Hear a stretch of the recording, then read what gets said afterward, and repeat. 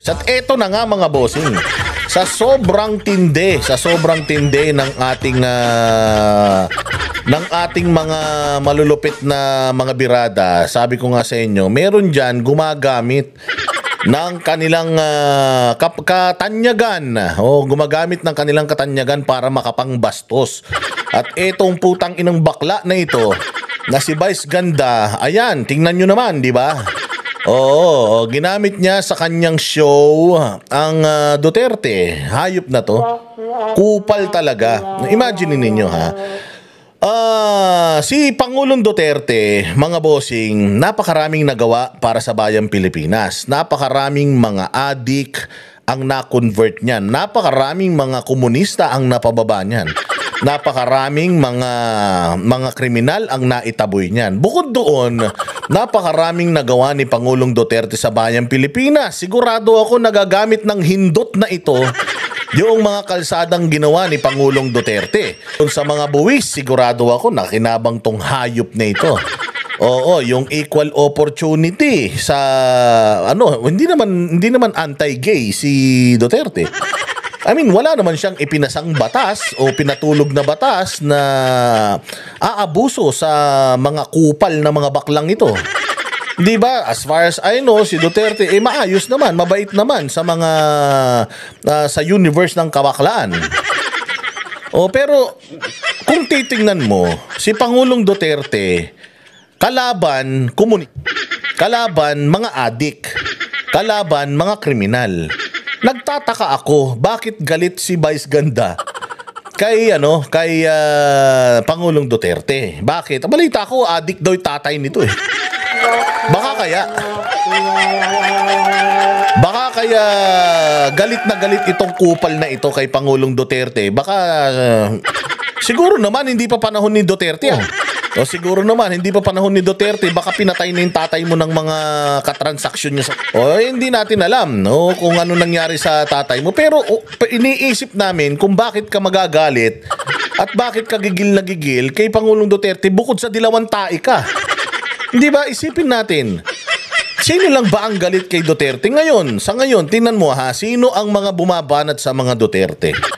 Ang mga bumabanat sa mga Duterte ngayon yung mga kawatan na congressman.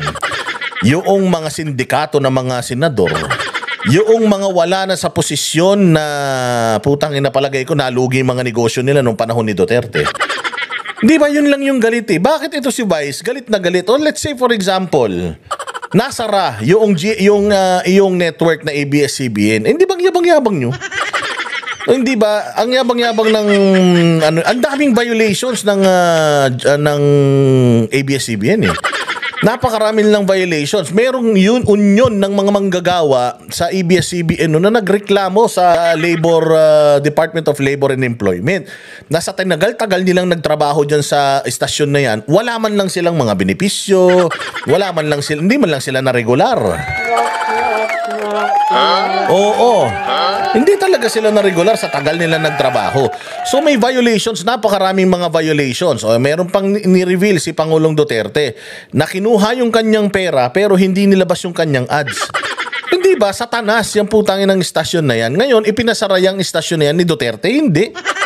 Hindi, si Marcoleta at saka si Defensor. Kinwestiyon at saka bobo talaga tong putangin na nito eh. Bantakin mo yung istasyon na yan, yung kanilang prangkisa nag-expire. Nag-expire. So pag nag-expire, anong gagawin mo? Mag-a-apply ka ng panibago para ma-renew. Siyempre pag nag-apply ka, kailangan wala kang mga violations. Nung nag-apply sila ng prangkisa, samot-saring mga violations at ultimong mga manggagawa nila na tinanggal nila ng walang abiso, yun yung mga isa sa mga nagreklamo at nagsabi na wag nyo nang bigyan ng prangkisa yan. Abusado yan. O di ba? Yun ang nangyari noon. So ang dami-daming mga hearing diyan sa Kongreso at nakita natin kung gaano kapalpak ang istasyon na yan. Therefore, nag-conclude ang Committee on Franchises diyan sa Kamara at tinanggalan nga ng prangkisa, okay? Nag-expire. Usually kasi before mag-expire dapat inaasikaso na yan. Inaasikaso na before pa mag-expire. Pero ito nag-expire, hindi lang ni-renew. O ano ang kaibahan nito sa SMNI? Ang prangkisa ng SMNI, tinanggal po habang aktibo pa. Eto bang ABS-CBN, aktibo ba sila noong tinanggal yung or hindi na sila ni-renew? Magkaiba yung hindi ni-renew sa tinanggal yung prangkisa habang aktibo. Okay. Kung yun lang ang kinagagalit mo, gumagana pa naman yung show ninyo. May mga network naman kayong nalipatan. O kung sinasabi nyo libo-libong mga tao ang naapektuhan, nawalan ng trabaho, buhay pa naman siguro sila hanggang ngayon. Hindi ba? Pagka nawalan ka ng trabaho, ano bang usual na ginagawa mo? Maghahanap ka ng bagong trabaho, so dahil lang dun, galit na galit ka. O kung masyado palang importante sa'yo yung kapakanan ng mga nawalan ng trabaho dyan sa ABS-CBN, kaya gigil na gigil ka pa rin hanggang ngayon, ang tanong, anong nagawa mo para tulungan sila? Inayudahan mo man lang ba sila sa dami ng mga perang nakamkam mo na? O, di ba? Sa dami ng mga perang kinita mo na sa iyong pambabalahura ng ibang tao, natulungan mo man lang ba itong mga sinasabi ninyong kawawa naman itong mga nawalan trabaho, mga ulul? So, bakit galit? Itong si Vice Ganda? Ang tanong, nababayaran ka na rin ba nung mga galit kay Duterte na mga politiko? Ginagawa niyong katatawanan yung pagsuko kay Pangulong Duterte sa ibang lahi. So, tama ba yun? Nakita niyo ba kung gaanong hindi tinatangkilik ng lahat ng mga Pilipino ang ginawa ni Pangulong Marcos at habang panahon na nakadikit na yan sa kanya, tapos ginagawa niyong katatawanan? Utangin na niyo yung sinasabi niyong jet ski na yan. Ang tagal-tagal na niyan. Galawan, dilawan, tai yan. So, ano to? Inuutos ba yan ng dilawan sa'yo? Na gawin mo yan? I mean, sikat ka na. Di ba? Ngayon, tinan ninyo, sikat ka na. Ginamit mo si Pangulong Duterte noong pasikat ka pa lang. Ginest mo siya sa iyong programa, parang lulong na lulong ka sa kanya. Tapos ngayon, ginagamit mo ulit siya para pagkakitaan muli dyan sa iyong putang inang concert na walang kakwenta-kwenta. Dapat talaga hindi tinatangkilik itong mga ganitong concert dahil wala naman tong naidudulot na mabuti sa kapwa, kaya dumadami yung mga batang bakla eh. Dahil akala nila pag naging bakla sila, magiging kasing yaman sila nitong putang ina nito eh. Oo, pero wag nyong tatangkilikin yung ganitong mga klase na tao kasi sinasabi nga nila ni Sir Jack Argota, meron dalawang klase ng bakla. Merong guding at saka merong bading. Eto, bading ito. Oo. Tamang ehemplo ito. Masamang ehemplo ito. Ngayon, sasabihin ninyo, kayong mga vloggers, ginagawa nyong katatawanan. Yung mga nasa gobyerno. At least kami, ang ginagawa naming katatawanan at subject ng aming vlog, yung mga kawatan sa pamahalaan, itong putang ina nito, ang ginagawa nitong katatawanan, yung mga ordinaryong Pilipino at yumayaman siya dahil doon. Tapos nagagalit kayo sa amin. Na grabe kami bumatikos. Tingnan nyo naman itong mga to kung gaano bumatikos. So, bumabatikos kami ayon sa klase din ng pangbabatikos sa mga Duterte. Tingnan ninyo. Sobrang petty ng ginagawa nila sa mga Duterte. Ginagamit pa nila sa kanilang mga concert. Para lang maging relevant sila. Para lang mapag-usapan sila. Para lang mag-trending sila. Pero ito lang ang masasabi ko sa iyo, Vice Ganda. Ipanalangin mo walang mangyaring masama kay Pangulong Duterte sa dahig. Dahil sineselebrate mo yung kanyang pagkakakulong sa dahig. Ipanalangin mo. Dahil hindi ka kayang ipagtanggol ng putang inang callboy na asawa mo. Hindi ka kayang ipagtanggol niyan sa galit ng mga Duterte supporters. Tandaan mo yan. Balang araw sisingiling kayo ng mga supporters ng mga Duterte sa mga kahayupang ginagawa niyo sa mga Duterte. Pero okay lang yan, sabi ko nga magaling lang din naman mambatikos itong mga to, but in the end, wala namang mga silbi sa bayan tong mga to. Wala namang mga silbi sa buhay itong mga buwisit na to. Bakit ka ba triggered na triggered? Ganun talaga kasi matanda na si Pangulong Duterte. Oo, marami naman nagawa sa bayang Pilipinas. Yung nanay ba ng putang ina nito? May nagawa ba mabuti yung nanay nito sa Pilipinas? Kundi inilabas tong kupal na ito, wala naman to silbi sa bayan.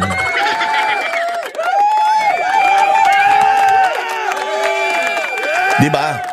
Mantakin mo si Pangulong Duterte, ang daming nagawa para sa bayang Pilipinas, pati sa mga matatanda. Oo, sabi ko nga sa iyo, kung paano kaya kung paglaruan din namin yung nanay mo? Sabihin namin sa kanya na putang ina, ano bang ginawa mo? Bakit naging bakla tong anak mo?